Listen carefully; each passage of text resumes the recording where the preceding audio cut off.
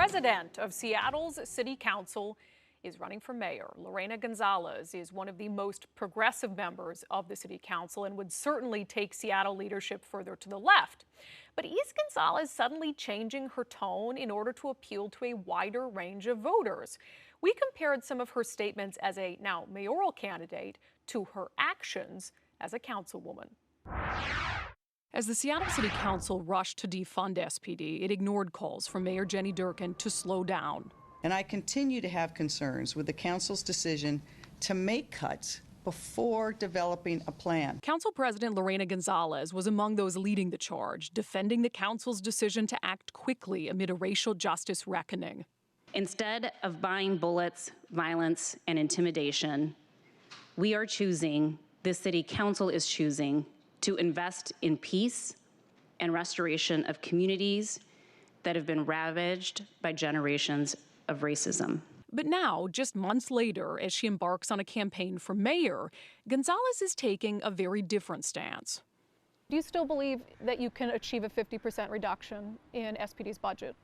You know, after doing all of the analysis that we did last year, I think it would be extremely difficult to achieve a 50% reduction in the Seattle Police Department's budget. I think that there are still opportunities to make the police department more efficient and effective and get them focused on true core law enforcement functions, but we need to keep doing our analysis.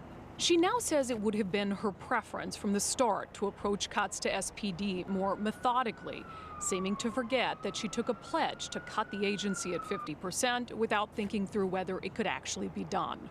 I think if I had control of the situation, I would have preferred to have been able to go slower on a lot of the important issues and decisions that were being flagged for us across the city. But you're the City Council president. What didn't you have control over?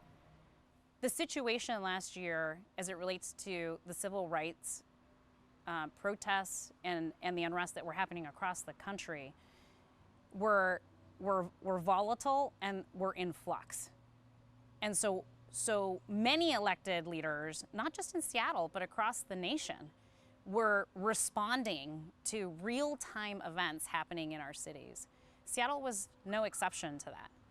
And that's what I mean about not being able to control those real-time events and how quickly things were evolving in our own city is again, an opportunity that I think all of us would have wanted last year to be different. And I think for me, you know, having had an opportunity to feel like we had that moment to take a step back and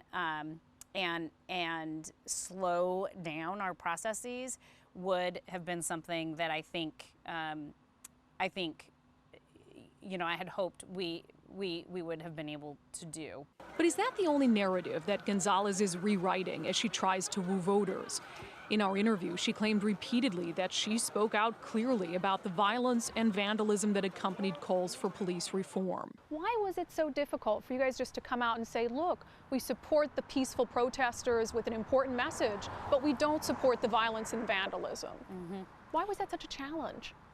I can't speak for other council members. I can only speak for myself. Okay, why was it a challenge for you? You'll have to talk to other people about sort of. Mm-hmm. I'm not going to take responsibility for the full council because we're all independently elected officials. Why was it challenging for you? I'll tell you from my perspective what I think is really important.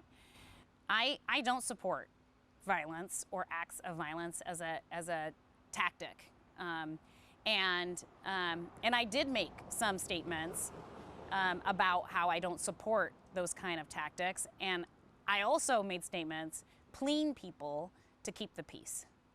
And that is something that I truly believe. I come from a protest movement. I come from the immigrant rights movement. That's how I got involved in civic life to begin with. So I understand deeply how important it is for people to be able to express peacefully their First Amendment rights.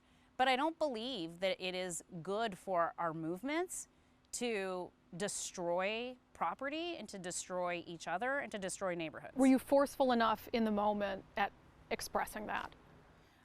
You know, I don't know how else I can express it besides the way that I just said it. And it's sincere. Following our interview, we gave her campaign a chance to provide examples of instances where Gonzalez spoke out publicly about criminal unrest. Her campaign did offer 2 examples of her condemning violence directly. Once after the riot on May 30th in downtown Seattle. She wrote in a statement that focused mostly on investigating the actions of police.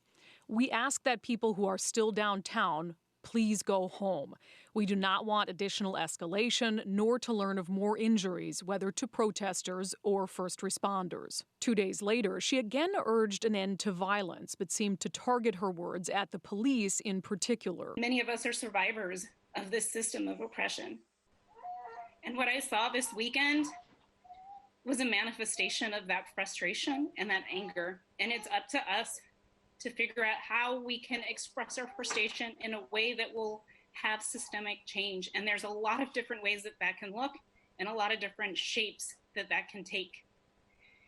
And I just hope that we can encourage each other to hold each other in community, to not subject each other to additional acts of violence and trauma, and to hold those who do engage in violence, especially if they have a badge, accountable.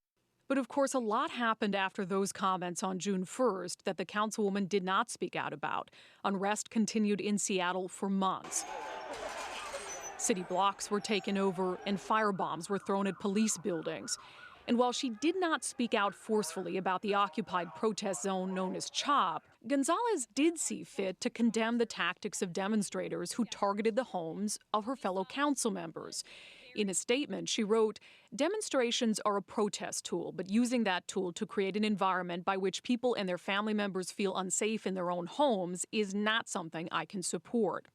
But even that statement exposes an inconsistency in the messaging Gonzalez is now adopting as a mayoral candidate.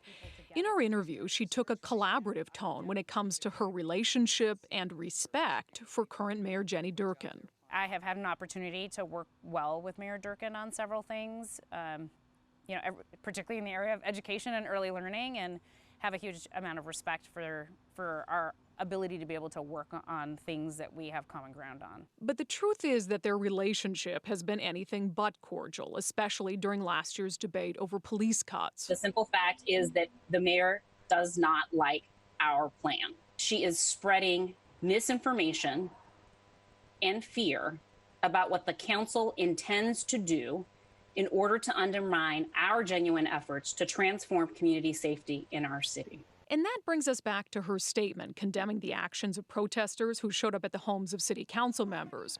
When Councilwoman Shama Sawant led protesters to the door of Mayor Durkan's house, Gonzalez had no statement to offer and later declined to launch a council investigation into Sawant's actions, which raises questions about whether a Mayor Gonzalez could truly be part of purging the toxic environment at City Hall, an environment that she herself contributed to. I don't think anybody's looking for 100% agreement all the time, but it is about making sure that you have a strong working relationship with a co-equal branch of government. Yeah, and first let me just say quick, I do appreciate Lorena Gonzalez taking the time to sit down with us. I'm sure it's not a surprise to you, but I'm not sure this is a favorite show of Seattle's city councils. We appreciate her taking so much of her time. And of course, the campaign for Seattle mayor is something we're going to be tracking really closely. We do hope to have more candidates on the show. And one more thing I want to mention about Council President Gonzalez's campaign. I think we'd be remiss if we didn't acknowledge the really impressive nature of her life. And how she got to this point. She's a first-generation American. She worked on migrant farms in central Washington as a young child. She went from there to graduate from law school, became the council president in our state's largest city, and now is a clear frontrunner to become its next mayor. That is something to be impressed by, although it does not absolve her, obviously, from scrutiny.